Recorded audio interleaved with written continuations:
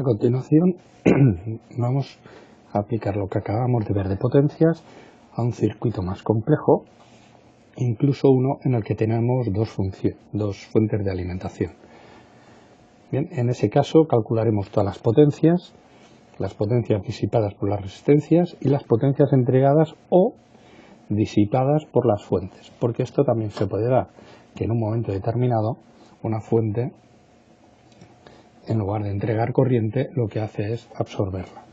Podemos suponer en ese caso, por ejemplo, que lo que tenemos es una batería y que no tenemos ningún problema en que esa fuente sea capaz de absorber corriente. Pensar que son fuentes de tensión, y la fuente de tensión es una fuente independiente de tensión, significa, ¿vale?, que te mantiene, independientemente de lo que ocurra en el circuito, la tensión, en este caso, ¿vale?, fuente independiente de tensión, sería que la tensión es constante, independientemente de lo que tengamos conectado.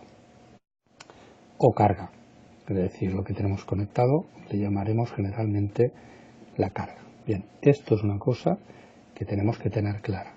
Y vamos a ver precisamente con el ejemplo que las tensiones las mantienen las fuentes, pero las corrientes o sentido de la corriente no es obligatoriamente aquella que sale por el positivo de la fuente. Bien, primero vamos a dar un tiempo y después voy a resolverlo.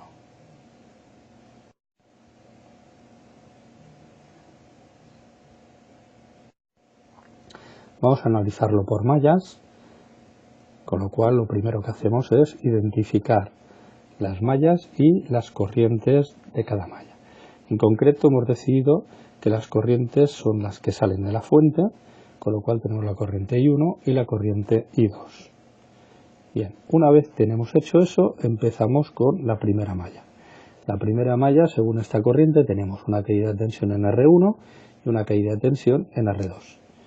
Bien, aplicamos Kirchhoff y nos queda que 10 voltios, es decir, lo que tenemos entre estos dos extremos, que lo fija la fuente, será igual a la caída de tensión en R1, VR1, más la caída de tensión en R2, que aplicando la ley de Ohm no son más que I1 por R1 más, y en este caso, ¿qué corriente es la que tenemos por R2?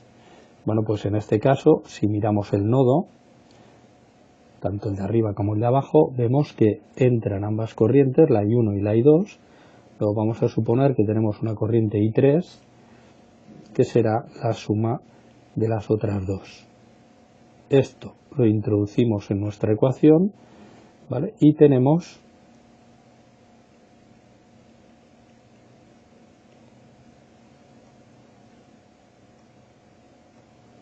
en este caso esto de aquí.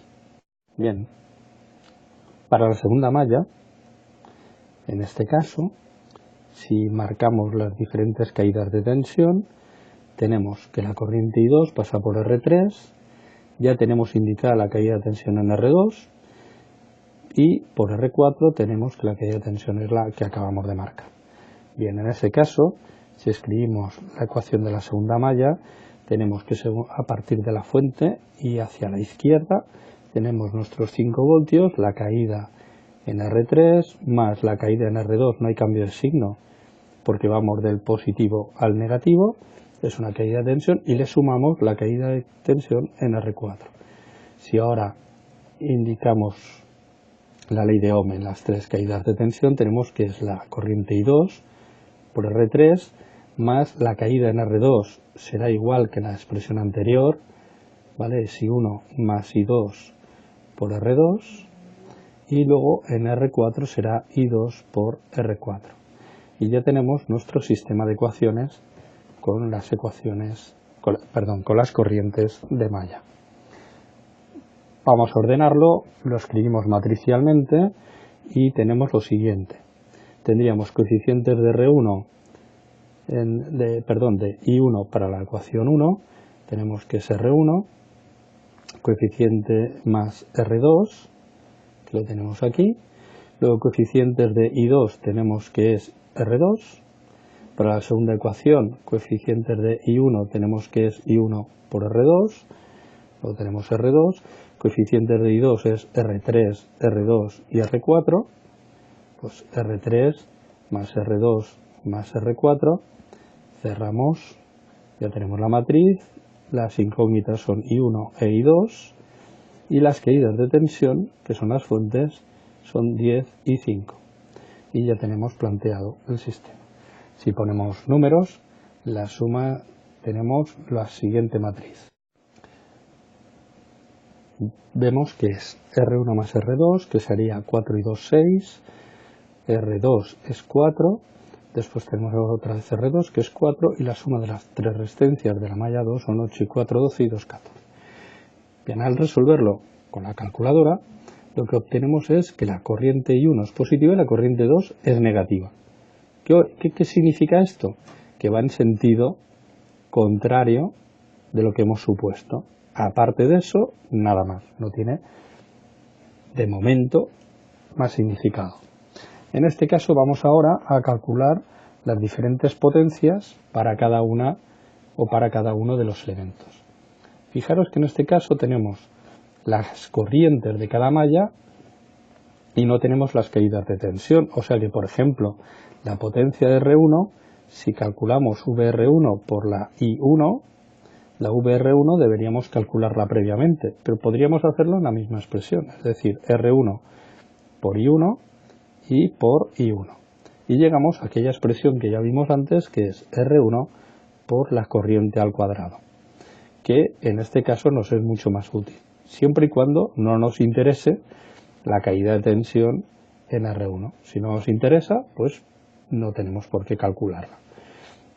Bien, en este caso, las potencias que obtenemos son las siguientes. Para la R1 es de 6,2284 vatios.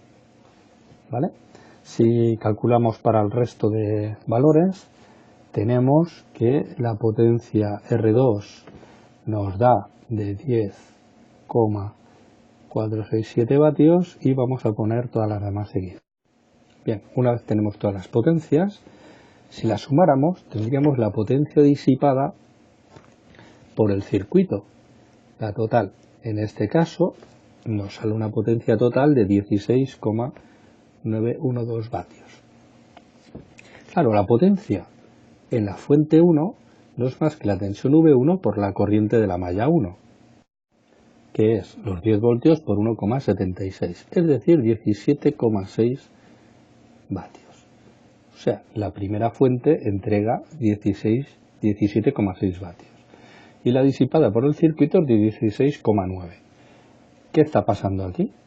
Bueno, pues en este caso esa diferencia que tenemos que ir a buscarla a la potencia de la fuente 2. En ese caso tenemos una tensión de 5 por una corriente 0,147, que era negativa, que nos decía que la corriente se dirigía a la fuente.